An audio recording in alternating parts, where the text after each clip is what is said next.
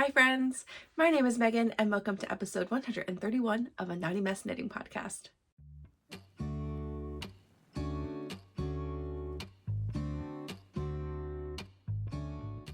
Hi there, for anyone who's new, welcome to my little corner of the internet. We're glad you're here. If you're a returning watcher, thank you for coming back. I do have like the best little contingent of people who watch on Friday mornings, and so that's my favorite, to get everybody's like comments. But for whenever you're watching this, welcome. Today is February the 5th.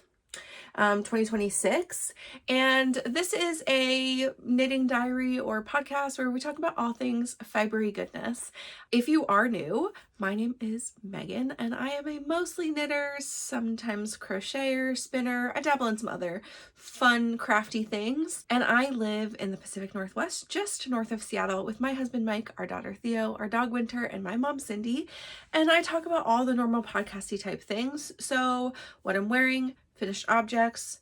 I have a 93% finished object. We'll talk about that.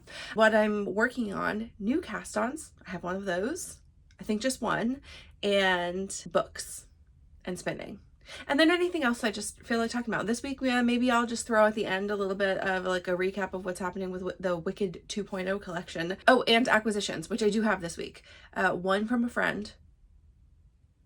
One from a dyer. So many fun things to talk about. Okay, let's go. First to what I'm wearing, so I don't forget. This is the Kip Sweater, which is a pattern by Rebecca Clow, who is the Cray. Okay, I test knit this. It's not my first test for Rebecca, but it was maybe the last one I did, actually. I don't know. This was July. I finished this August 2024. And you can see, I mean, the pattern, it shows up so nicely on camera. It is like a herringbone pattern, but it's made in mosaic knitting. So it's mosaic knitting with one color, which is like kind of weird. It's just a textured knit. So you are just slipping stitches, but you're slipping them in the front. Maybe that's not mosaic knitting. Maybe it has its own name.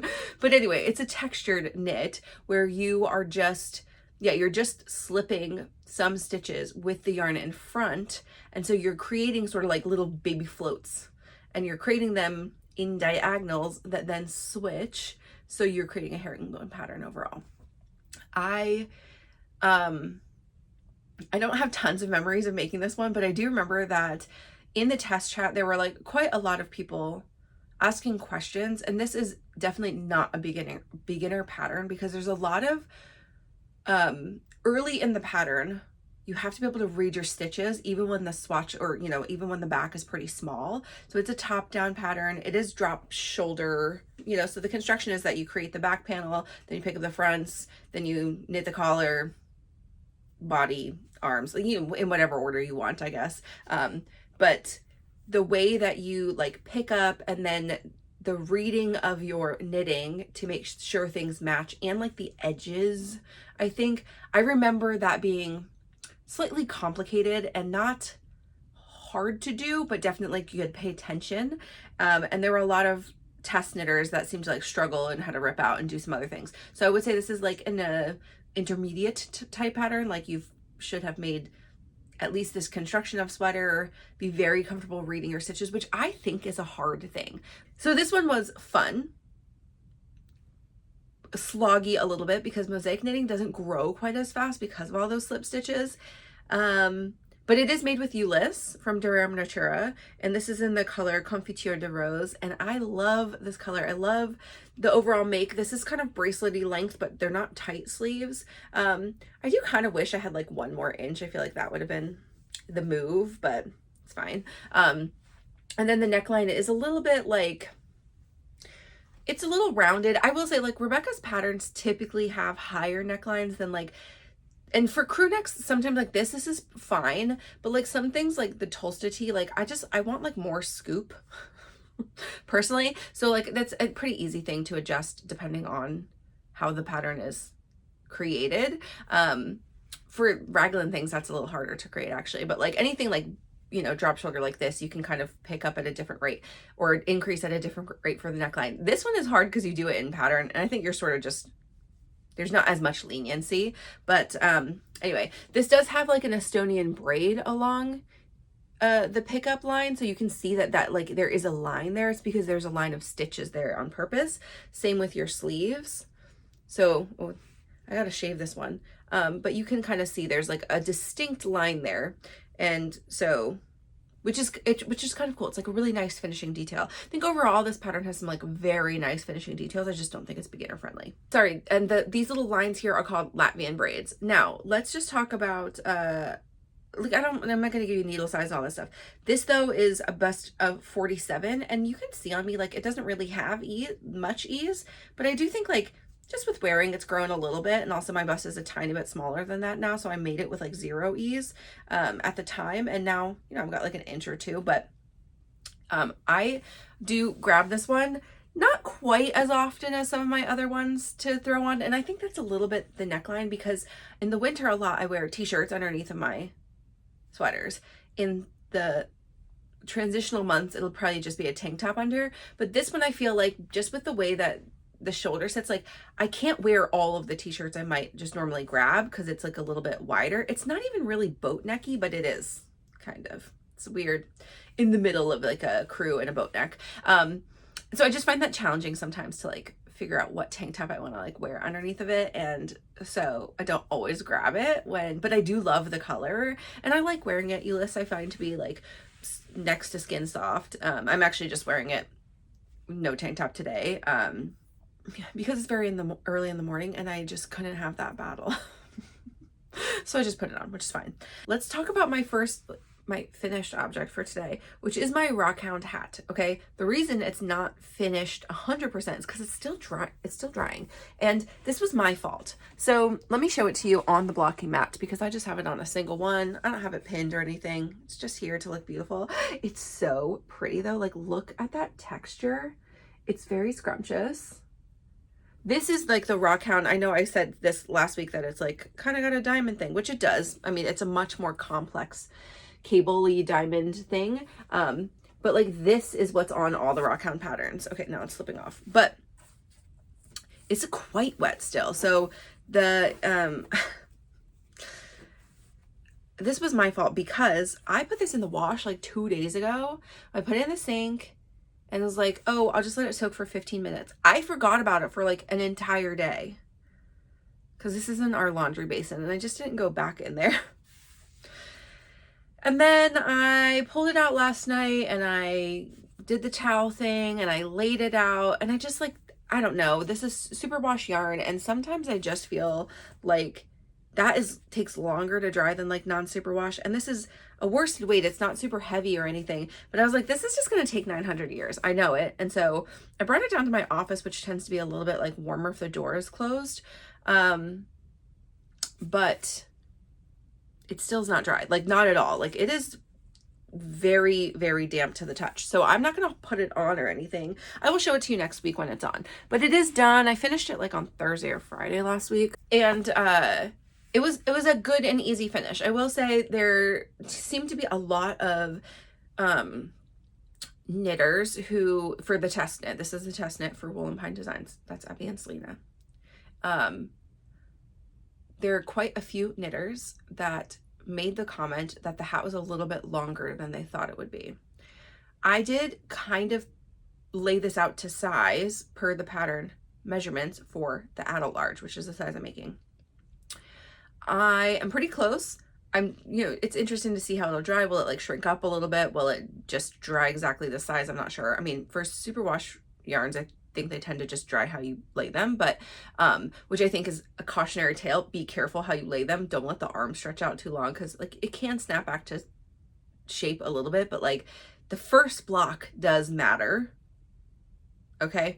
But yeah, there were a couple people that thought that it was too long. So, I mean, Abbye and Selena did say like, okay, well, check your gauge, make sure that like your row gauge is correct. I think my row gauge is just a tiny, tiny bit big. So it looks pretty close to measurements. I'll see how it actually ends up feeling, but mine also felt like a tad long. And I was wearing it like fully folded brim, that like 3.5 inch brim, fully folded up. And I wanted it to sit like very close to my head all over, and it just feels like a tiny bit big. And I have a big head, so it's not like I picked the wrong size for myself.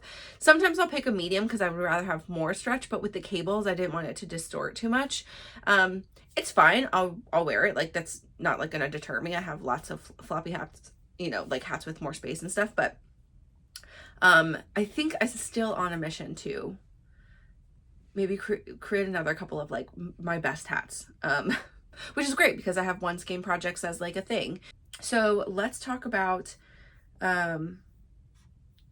works in progress.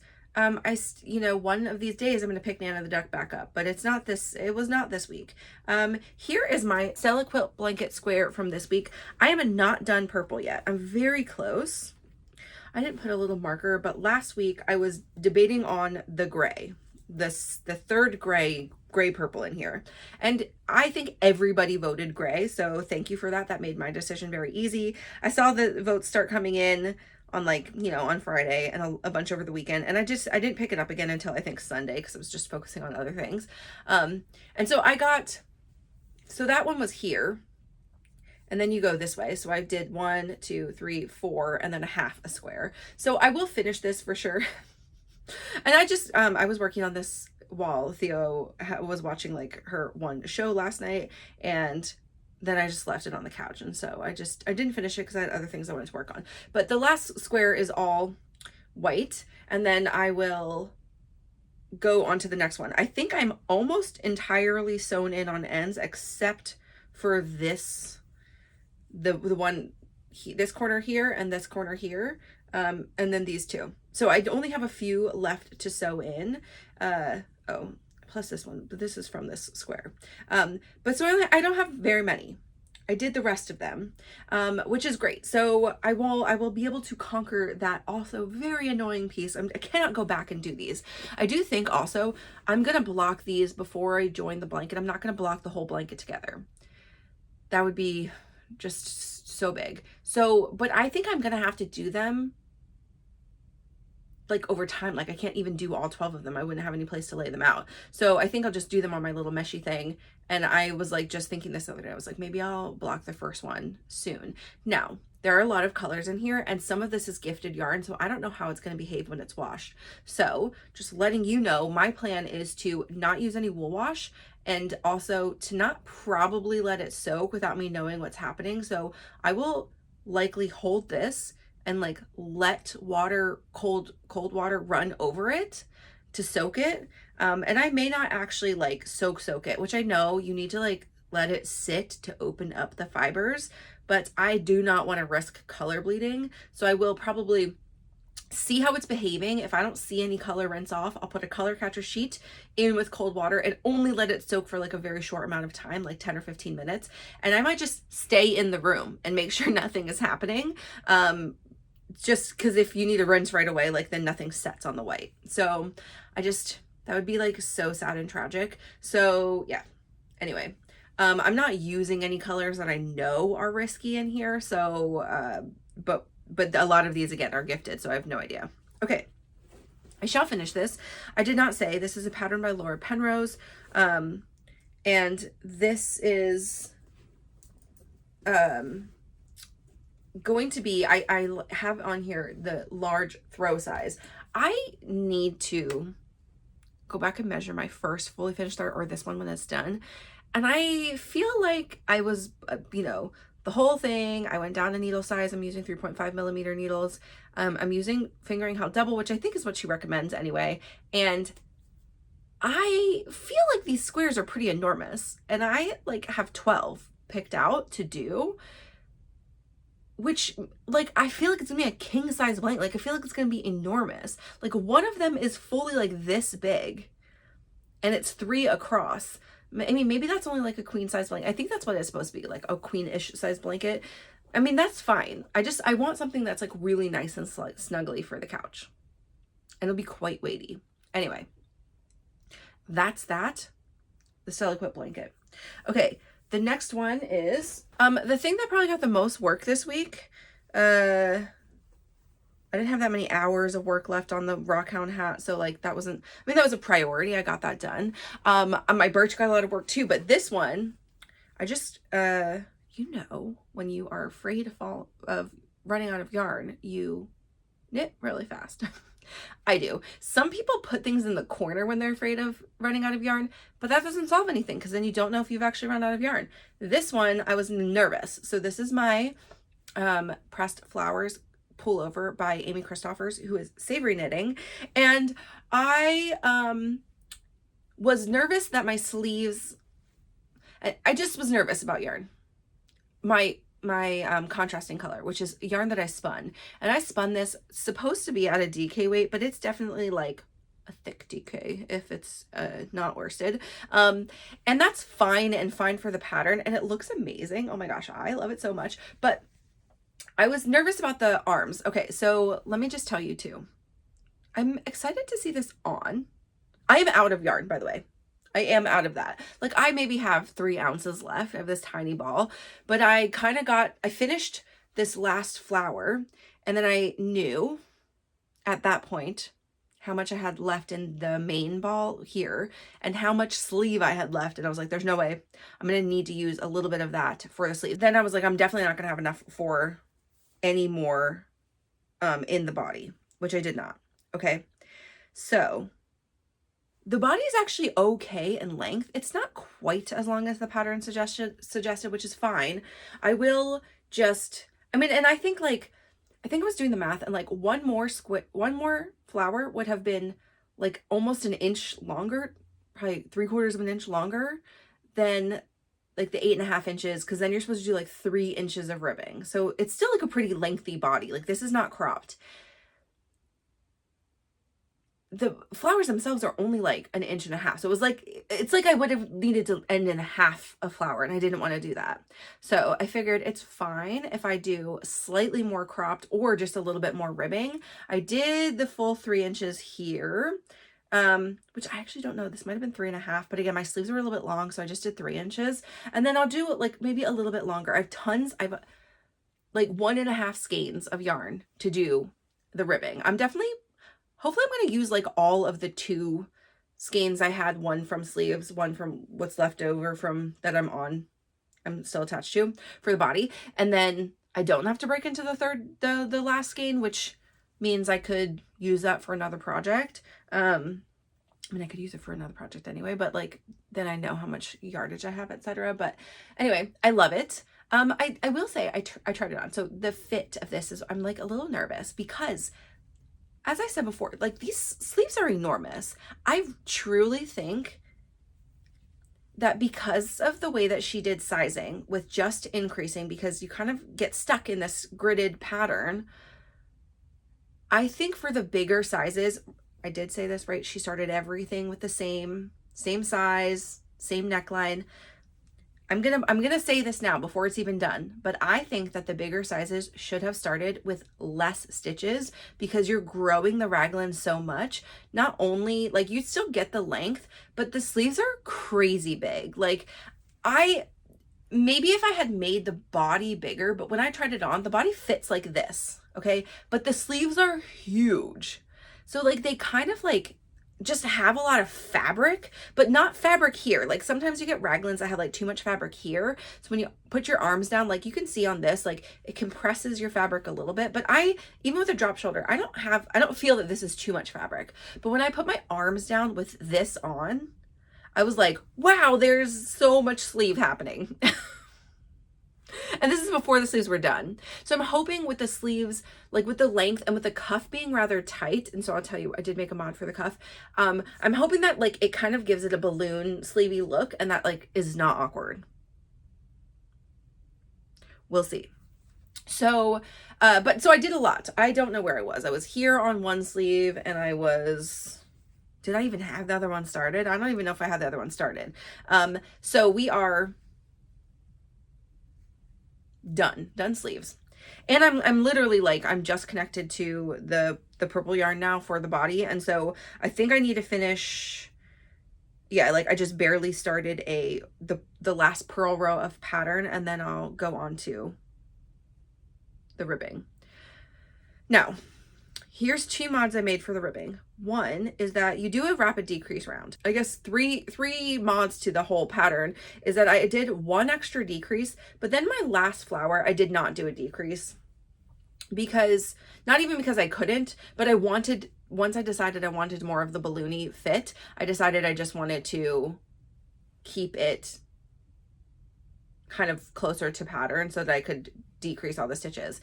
Then I put in my slightly different stitch count into a knitting decrease calculator so I didn't have to do it. And anyway, I decreased 2 less stitches than recommended by pattern. So I think that for this size, it was still like 60 stitches, which is kind of like how this one would fit, which was not the vibe I was going for. So, especially with such a long cuff, so I decided to go down to like 44 stitches, which I know, just because I've made a lot of DK patterns, etc., I knew would fit me like this, okay? So it's not, it doesn't feel tight on me, but it is a like tight cuff, right? So I'm hoping that is good. That's what I'm hoping, that it looks nice. Okay, so I did a rapid decrease. I also went down 1 extra needle size because I started the first one with the 3.75 millimeter needles, which is what I used for the collar. And I think the collar looks like quite nice, just like in density and stuff. But for some reason, whatever was happening in the sleeve, and it could have just been because it was like right around the rapid decrease. It just like they looked really like, the ribbing looked really wide, and I didn't like it. So I just went down to a 3.5 millimeter needle. And so but I'm going to use a 3.75 for the body ribbing so that it doesn't cinch in much. I might even use a 4 so it just kind of looks straight, because I think I used a 4.5 for the body. But my ribbing tends to be medium, like I'm not a very tight ribber. I will be able to do this combination knitting, but the like density of the fabric, because for so much of this there's it's mosaic knit, so it's color work, there's a little extra, and my contrasting color is quite lofty. I think that going down, and this yarn is a DK weight, but it is thinner, on the thinner side of DK. I think going down to a 3.75, if I block it, I'm afraid that it will still, like, it'll just look too open. So I think if I used a 4 millimeter needle, then will have like, the density will just be a little bit nicer to match the gauge of the rest of the sweater. Okay, that's what I think. That's what I think. Okay, so here we are. I think I'm making a size 3. Yeah, it's a size 3. It's 49-inch bust. Size 3 is small for me, but this is sort of, she doesn't really have a recommended ease, but her sample is on with 12 inches of ease, and this is 3 for me. So smaller, but also made the decision because I realized I was going to be running out of yarn. If I had made anything bigger, I would have really short sleeves or something else happening. So here's that. Next, we have my Birch pullover by Andrea Mowry, who is Drea Renee Knits. But this is, I'm making a size 4, and it's 45 inches. And I would like to announce that I did something very exciting last night. Okay, I went to bed late because I could not do this part. This is a goal I feel like I even had last week and I didn't make it. And I just needed to split 4 sleeves. So I have done that. And I am now 2 rows in to the body. You can kind of see my color line still, but I actually feel like back here, like it's gonna be fine. It's gonna be fine. So here we are. Oh my gosh, I love it so much. I really also don't enjoy the like first 2 to 3 rows of body where you just are like struggling, especially because I don't tend to use barber cords, but I use like extra interchangeable needle shorties, like short cables that have like I just have like a light bulb pin. So right, they're just like stuck in a loop. But I do find that sometimes it's just like a lot of flappiness happening while you're like in the armpit area. But I just did 2 rounds so that I would be kind of set up to go forward from here. So last week though it's, again, this is so misleading. it, like, I only knit an inch and a half, but good golly, it was a long inch and a half. So I'm very excited about where I am. I'm excited about the progress, and I'm just excited to have it now, like just the body. So I do feel like it'll be more, not like a thing I can take with me, but like I was not doing this. I guess I did it at knit night a little bit, but like this is something I could now bring to knit night, and I don't have to think, because at least for a lot of inches, I've got nothing. And I want to do at least 6 inches before I go to the sleeves. Maybe that'll be closer to 5, but I'd like to do a good bit of the body while I have a little bit of momentum, and then go to the sleeves. Not that the sleeves are going to be any different, because this isn't the cardigan where then you have to change the pattern, right? It just is. You're just gonna have to purl, lots of purling. But I'm loving it, and you can really see like how that's gonna open up and be the most beautiful sweater ever. Okay, I'm excited. So like I said, this is a size 4, it's 45 inches. The reason I'm doing a size 4 is because, again, I'm gonna run out of yarn. This yarn was not intended for this project when I first purchased it, but has since been reallocated. And yeah, I'm like really excited to have this one get to that point. I'm not gonna fly through it. Don't worry. If you would like to cast on a Birch with me, there's one person in the Discord who's working on it, and she also slowed down after splitting for sleeves a little bit, but like making better progress than me. There's much time for you to still join along if you'd like to just power through this really fast. I feel like if you were a monogamous knitter, this would either be such a rewarding knit, because it would maybe take a little more time than another kind of sweater, but you could just get it done all at once, and you'd be like, wow, I got through that slog so fast. Or if you're a monogamous knitter and you're like, I'm tired of doing half fisherman's rib, this could take you forever and you could stop knitting. This is a thing I think about sometimes, because I'm not a monogamous knitter, and I'm like, wow, if I had just dedicated myself, I could get so much more of this done. But also, I need other projects to do. I cannot just work on half fisherman's rib forever. So we've got other projects. Here's the other ones I want to talk about. I have two more sweaters. Here's the stripe pipe. This is a pattern by Veronika Lindberg, who is Kutavakika, and this is my first pattern by her. Something I've owned for quite a while. I know 100,000 people did stripe pipe like 2 years ago, and also when the pattern came out. I don't think that's even when the pattern came out. It was just like a bunch of dyers decided to make kits for it or something. I don't know. And I was like, I think I owned the pattern even already at that point, but I just didn't join the bandwagon. Now I'm on it because I found the perfect tonals to make me want to make it.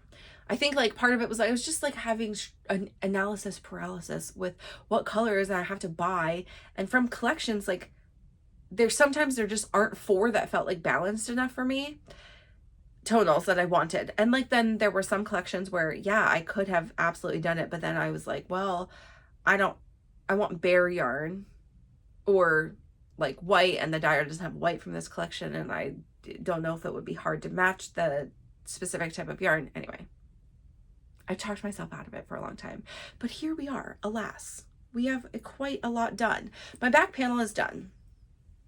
Okay. My front left is not done. I'm not connected. Oh no, it is done. I am done this, and then you do the other side, and then you cast on some stitches and pick it up. And this is like a crew neck, so it's not got much depth.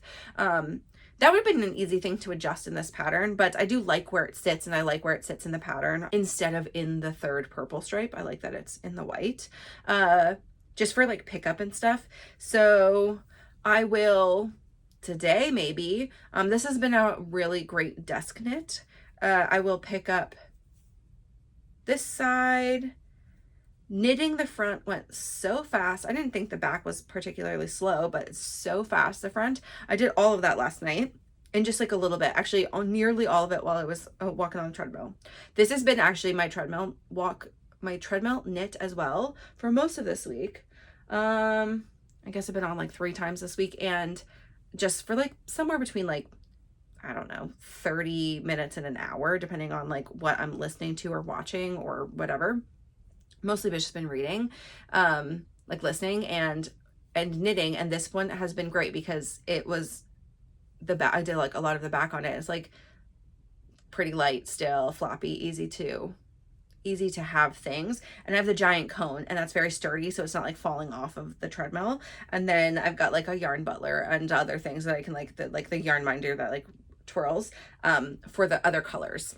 Anyway, so finished this last night. Love it.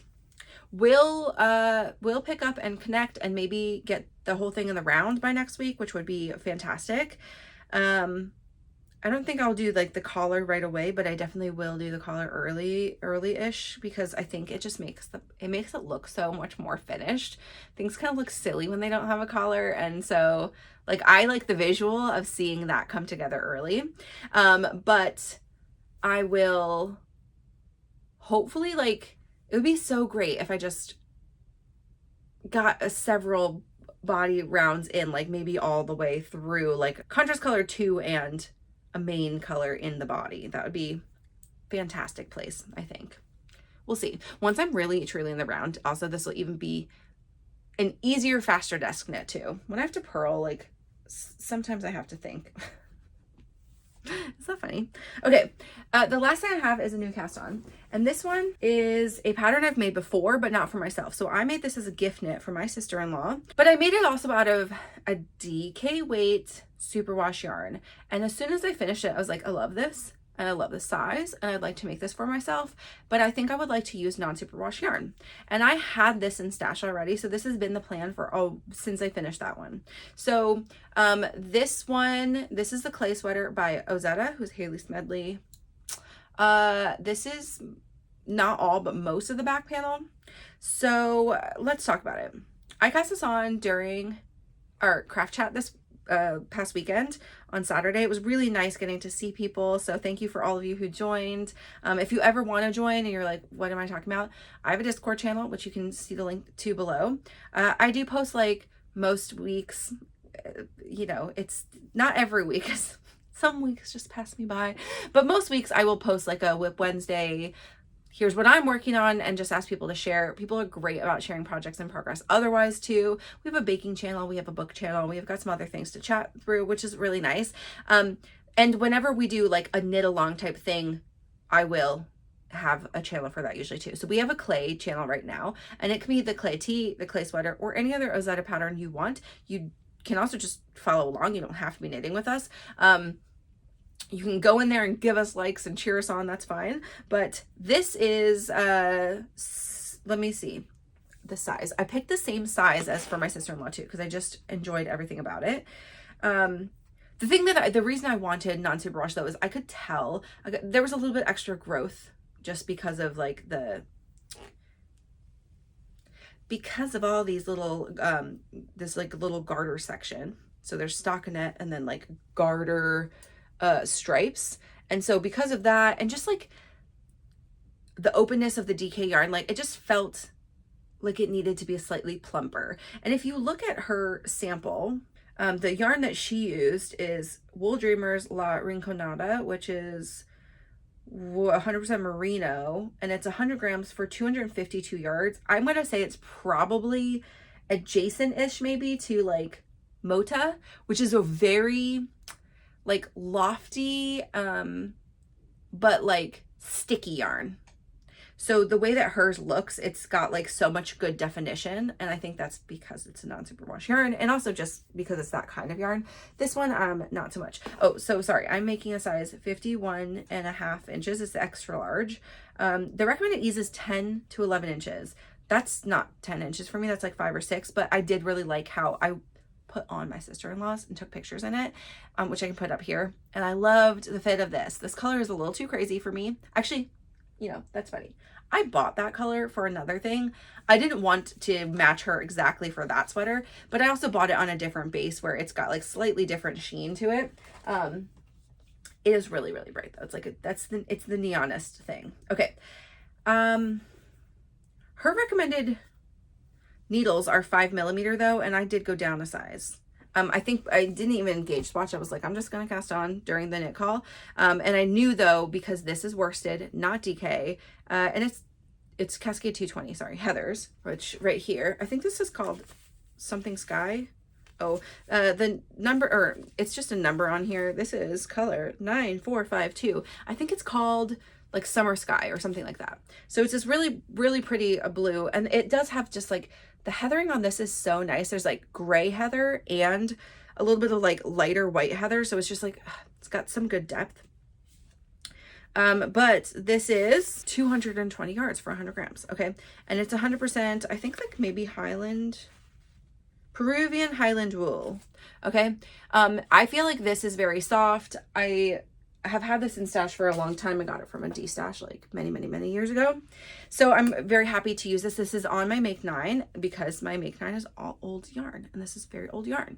So, here we are. I'm excited. Okay. So here's the issue that I've run into is my gauge going down a needle size is dead on for stitches, a little bit off for row gauge still, and not smaller, bigger. That's not surprising to me. I think it's how I tension my yarn. My row gauge tends to just be a little bit wider than people who actually tension their yarn. And I really don't. So I think I'm like, I measured like a main part of this a little bit ago, and I think that it's like 2 rows off. I'm 2 rows off for 4 inches, which is not a ton, but like in this back panel, it's enough that I might have to just end like where she recommends to end. I might end like 2 rows earlier or 4 rows earlier. Anyway, I'm going to look at it and measure. She puts measurements in there, so that makes it easy to do. I'll just mark where I am so that when I do the fronts, I end at the same place.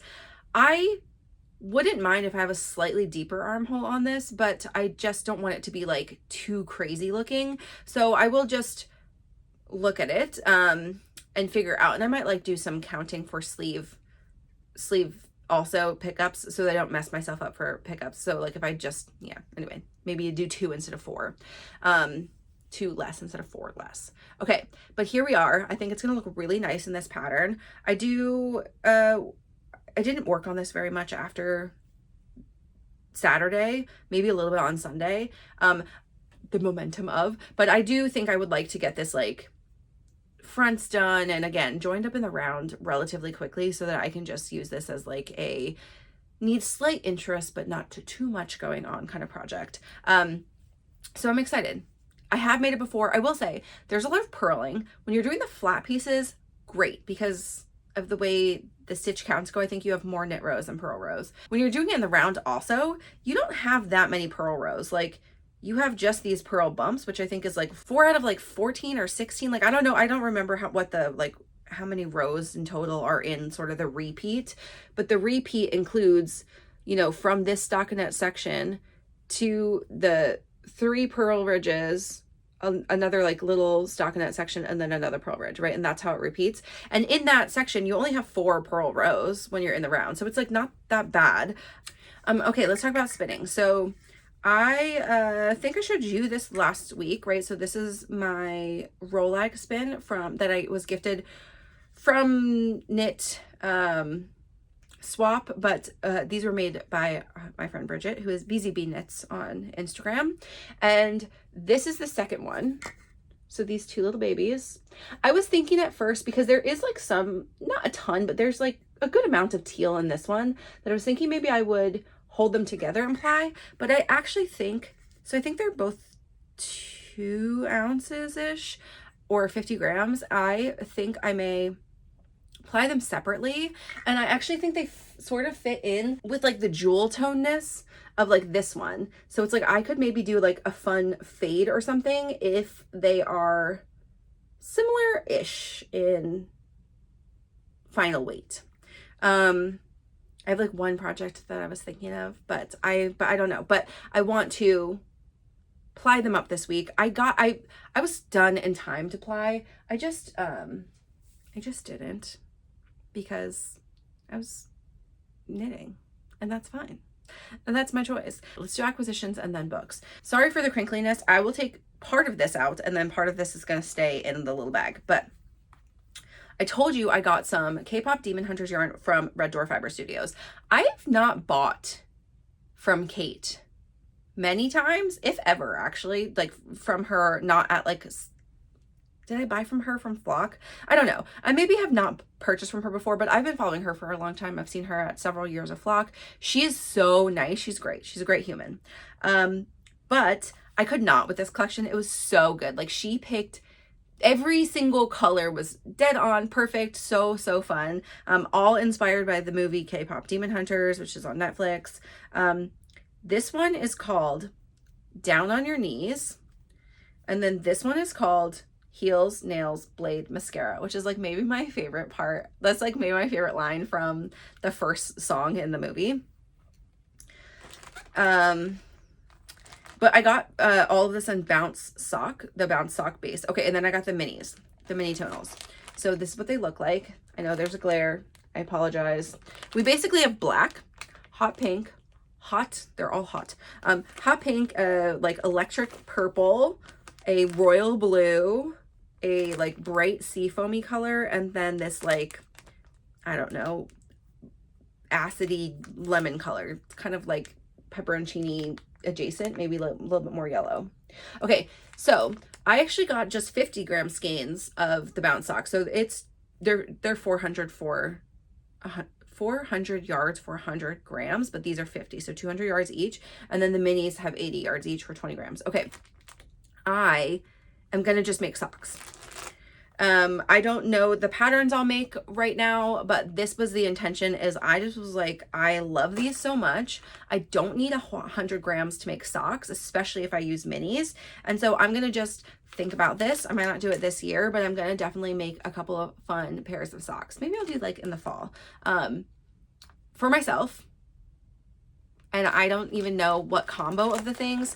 Honestly, like every single one of these colors would just go so well with this as like contrast or like complementary. So like I could do, you know, like this one, I could use the black and the pink, and it would not be super like in your face to do some like color work, or just use like striping, heel toe, whatever. And like this one, I could use all the rest of the colors and do something really funky, or just another mix. I don't know. I have no real ideas. If you have like your favorite color work or like stripey, fun, crazy pattern, let me know for socks. Otherwise, I'll just like see what, you know, floats my boat in a couple months.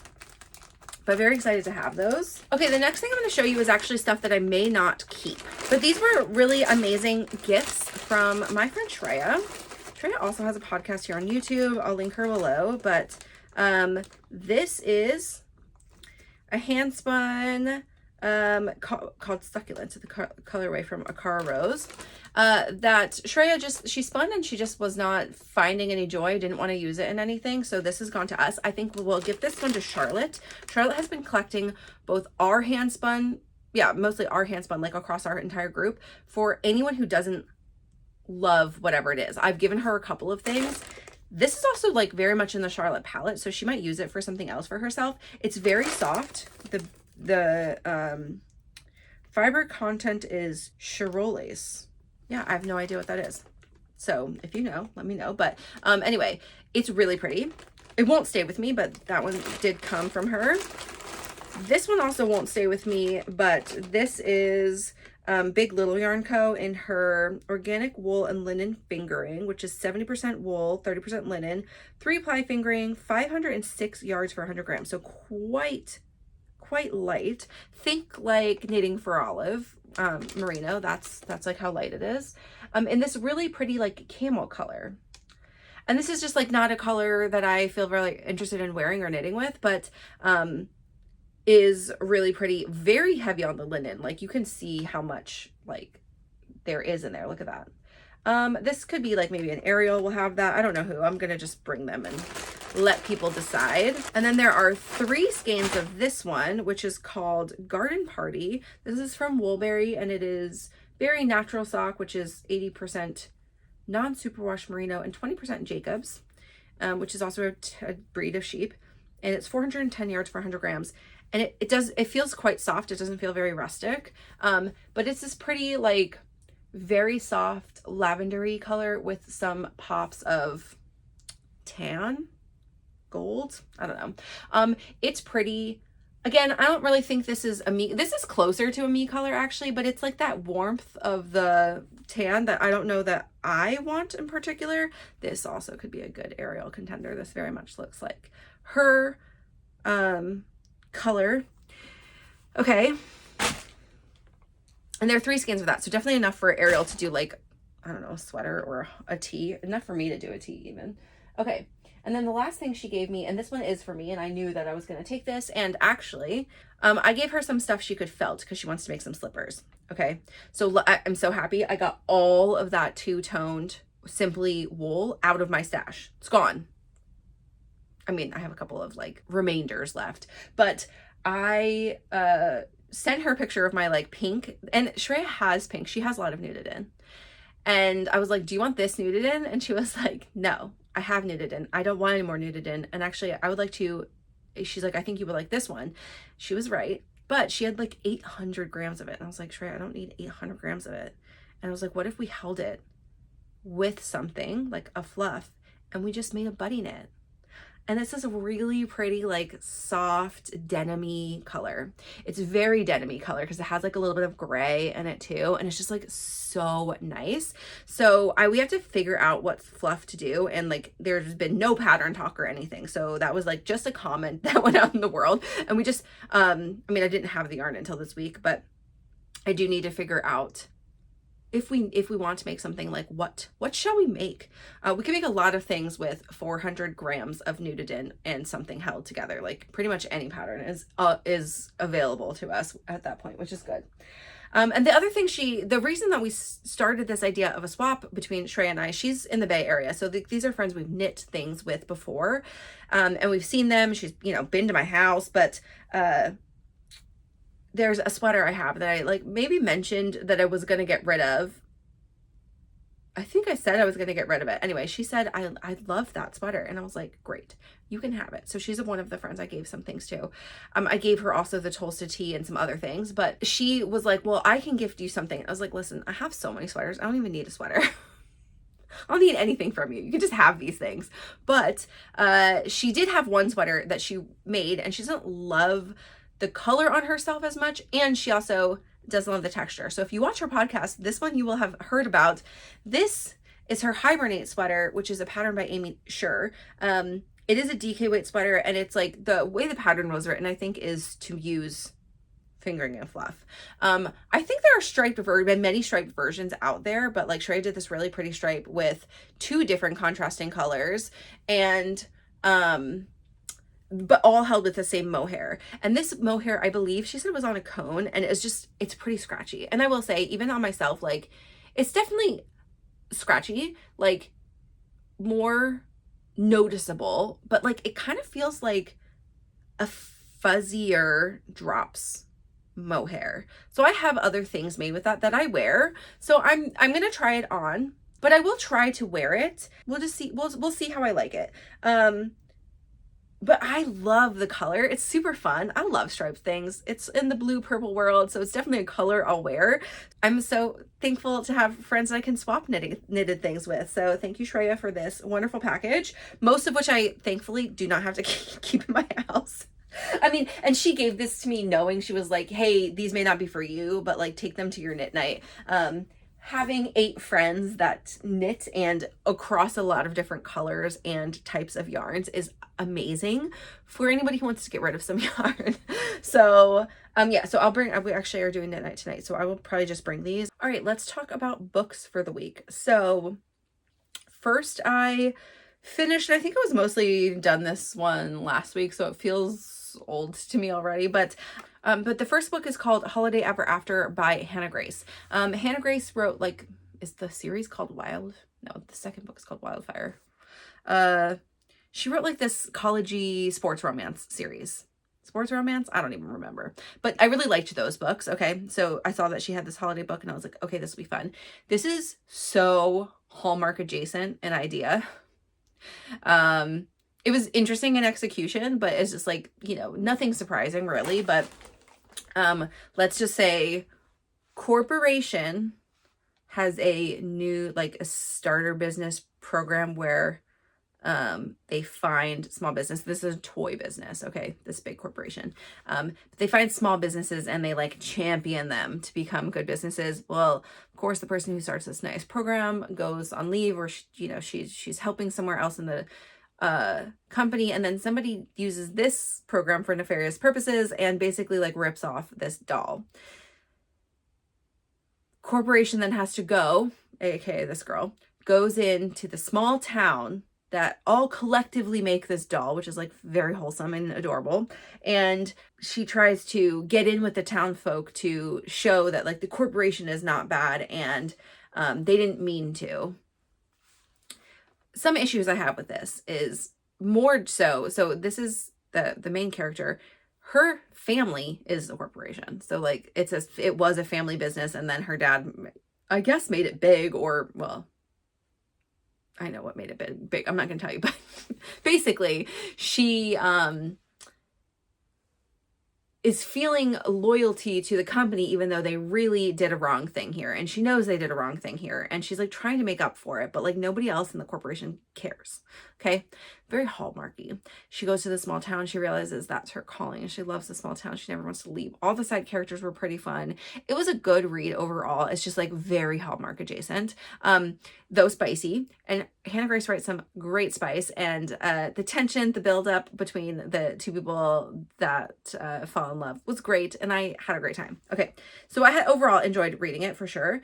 My peach ratings are plot 4. I gave this 4s across actually. Enjoyment, artistry, characters, heart. I think there is enough for this. I would recommend people to definitely, for a holiday read next year, put this on your list. It was fun.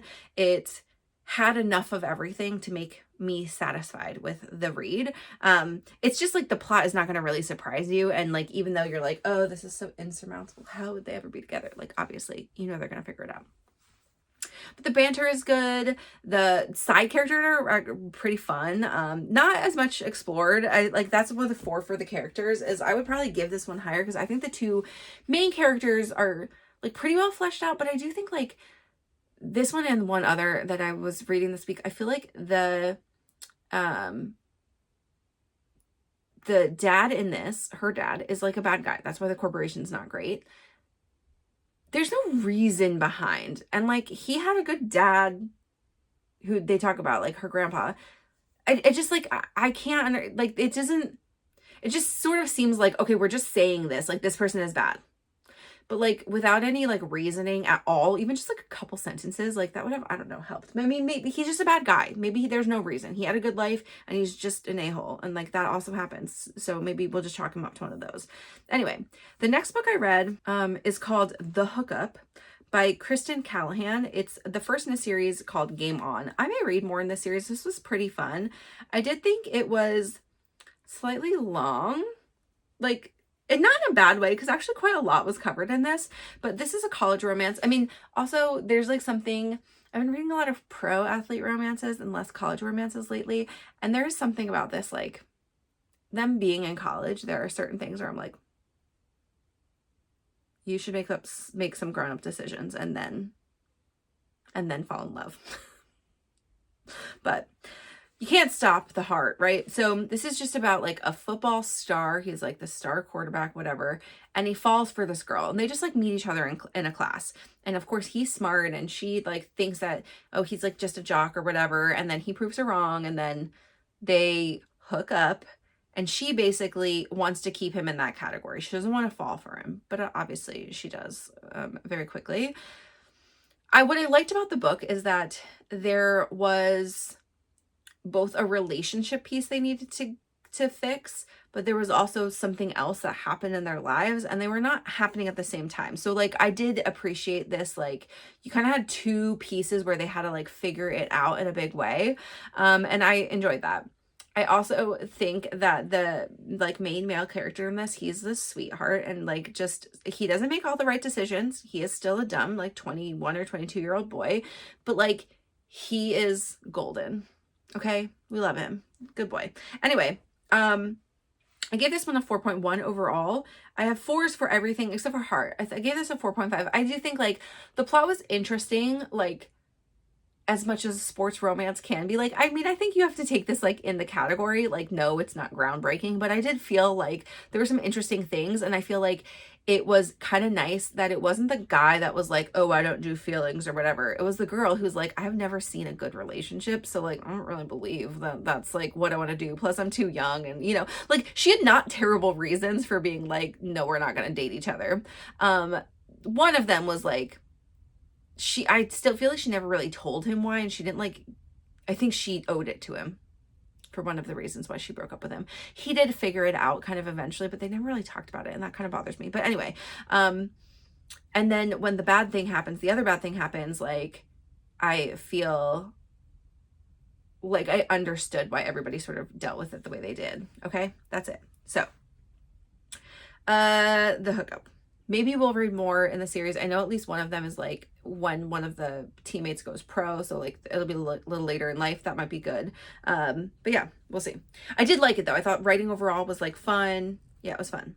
So the next one I read is The Pucking Wrong Date by C.R. Jane. This is the third of the Pucking Wrong series, which let me remind you, these are dark hockey romances. The first one involves some potential kidnapping. The second one involves like quite a lot of stalking. This one involves both stalking and poking holes in the condom. Not from the girl. Okay, so basically, and this is one of the characters that you meet in the, like, she always tells you exactly like who's gonna be next. So like the first one was Lincoln, and like his teammate Ari like says something unhinged at the end that you're like, oh no, the next is gonna be Ari. And then Ari meets Walker, who's this character. He's like the goalie for the team that Ari goes to for a year in LA to win the girl. And then Walker goes back with Ari, and they both get traded at the same time back to Dallas so they can play together. And that's how this whole thing. Okay, so let me just tell you something about this. Two things about this book is, one, this is crazy. This book is crazy. These books are all crazy. Like, from the get-go, it's not like even Lincoln's, like, they shouldn't ease you into the fact that these male characters are unhinged. They make crazy decisions to get to the girls that they want to be with. Not only like just to get in front of them, but like to get in front of them. But also, like, every decision in their relationship is not sane, not healthy. Red flags all around. But they're so fun. And, like, no, I don't want to be stalked. And no, I don't want to be, like, tricked/forced into a relationship. This is, like, not something I would recommend to anybody. But I do like to read about it. These boys are just so besotted that they cannot help themselves but to do crazy things to keep the ladies. And I think it's hilarious. So I am going to tell you my ratings for this one. And then I'm going to tell you another thing about the book. So my ratings, this is a 4.35. This was my favorite read for the week because it's insane. I got a 4.5 for plot, a 4.5 for enjoyment, a 4 for artistry, because let's be serious, though I will say her smut scenes are so good that, like, yes, maybe that's a different kind of artistry than you would give a score for, but that's what I'm going to give a score for. 4.25 for characters. This is the other book where I just think there's two characters that are just evil. Like, one of the people, fine, let's just chalk him up to, like, he's a bad guy and he's greedy and whatever. The other one, like, I want a little bit of backstory. Who hurt her? What happened? Like, why? And it's like the character never asks that or like explores it at all. Just bad character. And you're like, oh, okay, whatever. But otherwise, great. And the heart, 4.5, because this may be unhinged, but let me tell you, you're gonna love it, and you will not stop thinking about the crazy things he did. The other thing that's very fun is, like, this being in the third book, like, Lincoln does his whole crazy thing all by himself. He does talk to his friend Ari, but, like, Ari is not yet unhinged, or not quite as much as you would think. When Ari starts doing crazy things, he starts texting Link about them, and, like, Lincoln gives him some also unhinged advice. They decide to call this the Circle of Trust. Walker walks in here doing something questionable also, asks Ari for advice, or, you know, they get the whiff of this, and they're like, welcome to the Circle of Trust. where we give each other unhinged advice for our very crazy romantic decisions. And that's been very fun. And so at the very end of this, you get a new character who's like, not new because he's like inside the whole book, because it's like for in the season. He's new to the team for the season. But he also makes some decisions right toward the end that you're like, you shall now have a book also. I can see this one coming. So totally.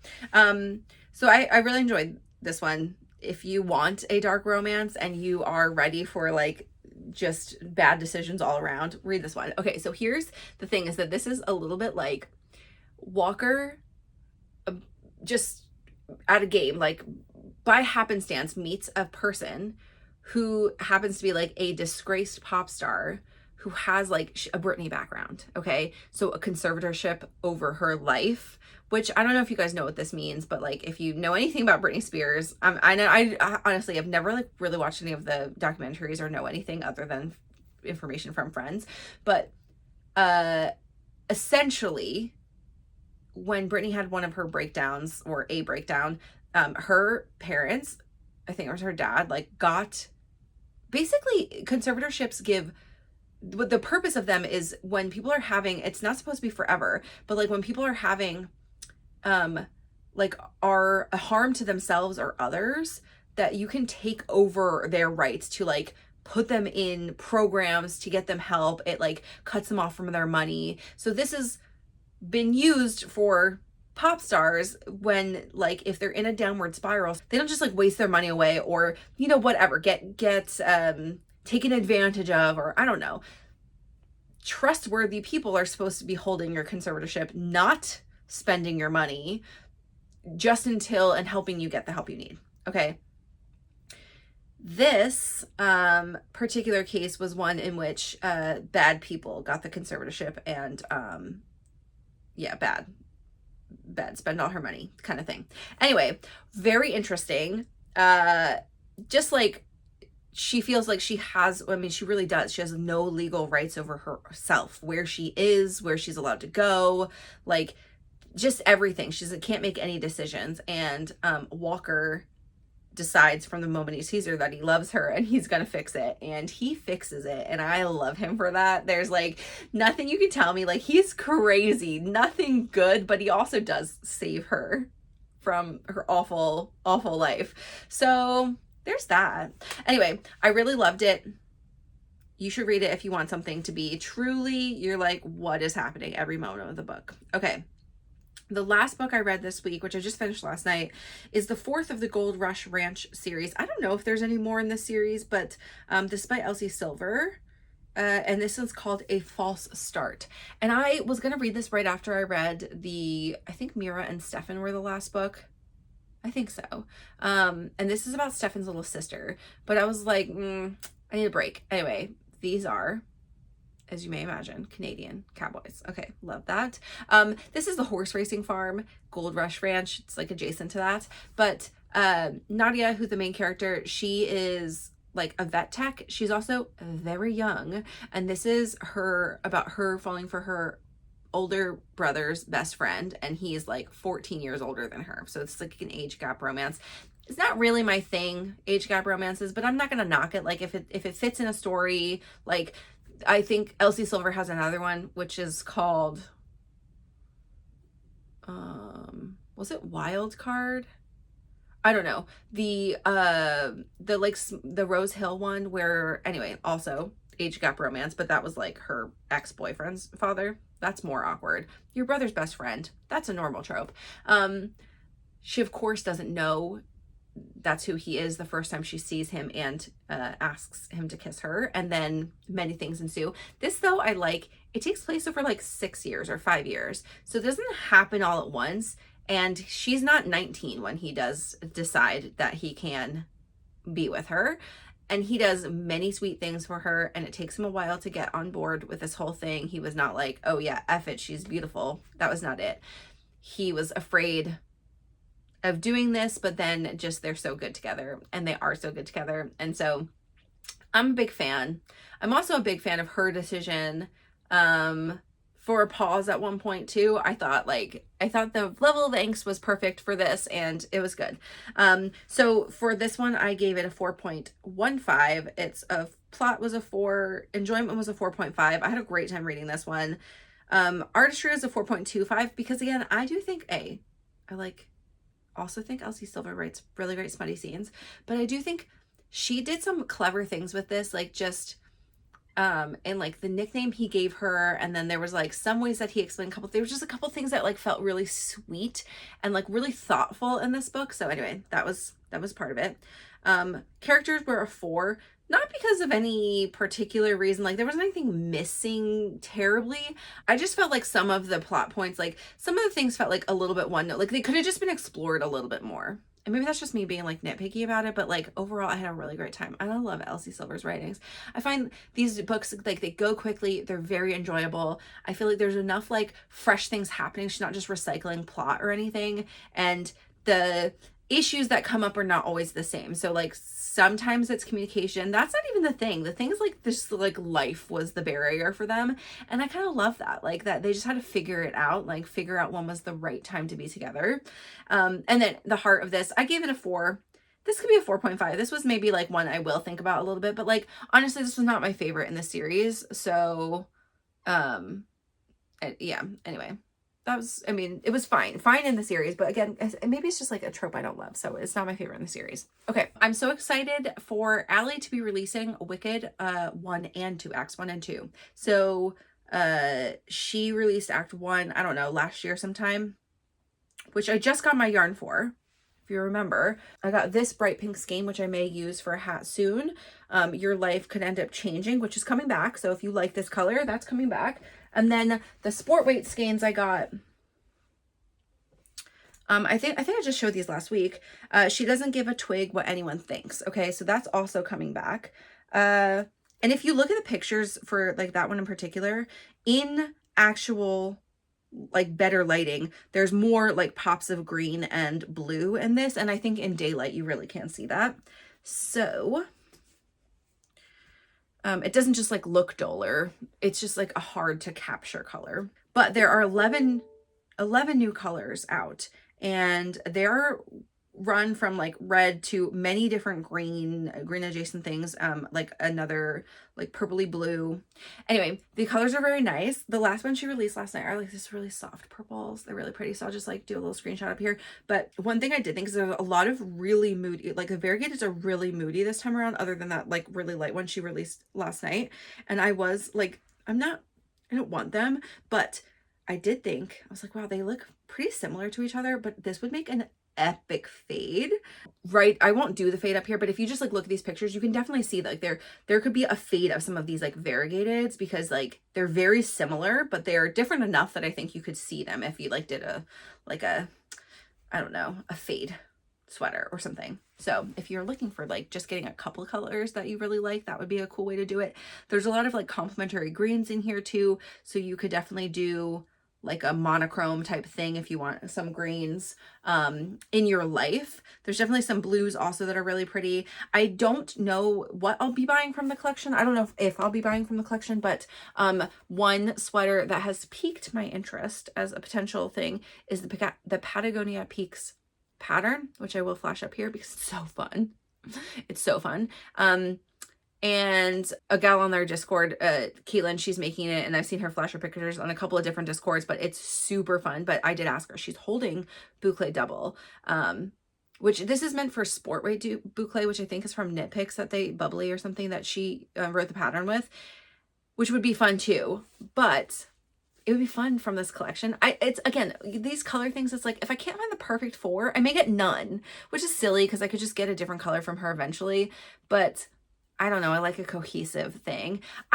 There's also just like, there's a lot of really pretty colors here, but I don't know that I'm feeling saturated. Like I'm feeling like I don't really need to buy a bunch of stuff. So it may be one project's worth, or it might be like a couple of single skeins for something specific, or like a sock set or two. And we'll see what I end up doing. Collection launches this weekend, which is also kind of funny because she's launching it at 6 p.m. Pacific, which, what is 9? Anyway, the Super Bowl is going to be on.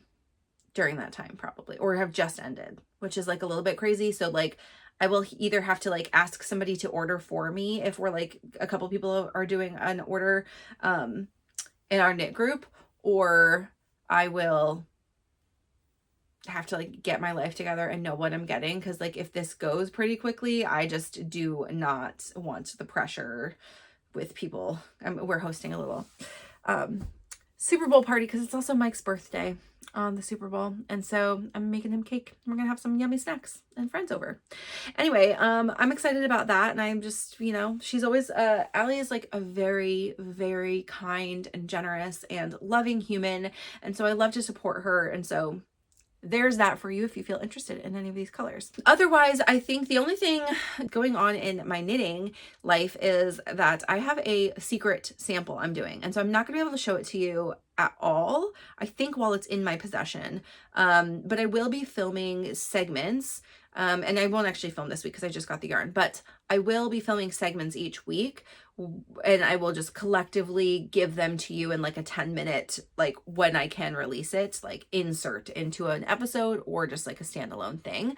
So you can see the process of, you know, my updates of making it, but I can't do it live.